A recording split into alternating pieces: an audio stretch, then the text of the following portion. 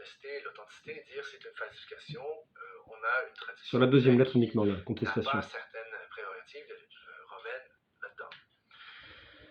À ça, j'aimerais lire les commentaires du traducteur des actes et qui va dire lui aussi, qui va partager l'opinion d'un autre scolastique. C'est vraiment intéressant. Voici ce qu'il va dire.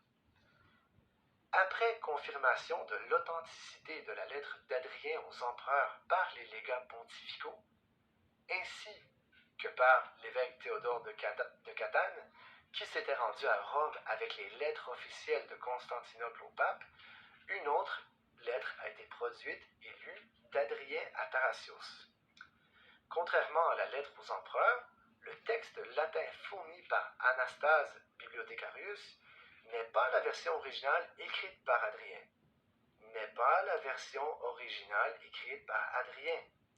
Mais une rétroversion latine de la traduction grecque.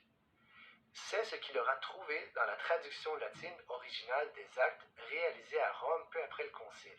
Il convient de noter que le texte grec de cette lettre n'atténue pas la prétention d'Adrien à l'autorité suprême en tant que successeur de Saint-Pierre, comme le fait la version grecque de la lettre aux empereurs. Donc là, ce qu'il dit ici, c'est qu'il y a deux lettres, comme je viens de le dire. Celle aux empereurs, il n'y a pas de problème. La deuxième, il va y avoir l'ambiguïté. Il va y avoir deux traductions latines, en fait, et une grecque après. Et là, il va dire que le texte grec va être une corruption de la première latine qui a été écrite, et que même cette traduction corrompue n'atténue pas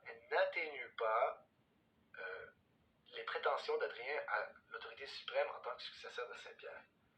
Donc, même si vous dites elle n'est pas authentique, même si les 7 conciles disent cette lettre-là n'est pas authentique, même la traduction falsifiée que vous avez offerte après pour faire vos magouilles, même ça, c'est encore trop papiste pour vous.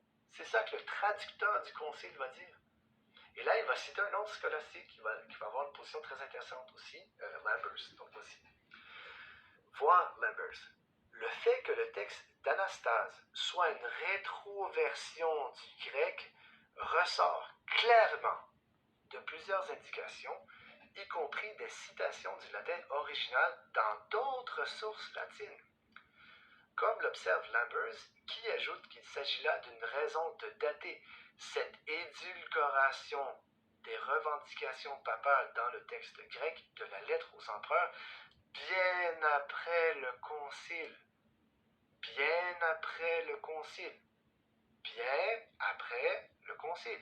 Lorsqu'il était utilisé comme un document distinct, car si le changement avait été effectué dans la première édition des actes, il l'aurait certainement été dans les deux lettres. Donc là, ce qu'on dit finalement, c'est que les deux lettres sont parfaitement authentiques, telles que traduites et telles que comprises par les latins et les grecs durant le concile.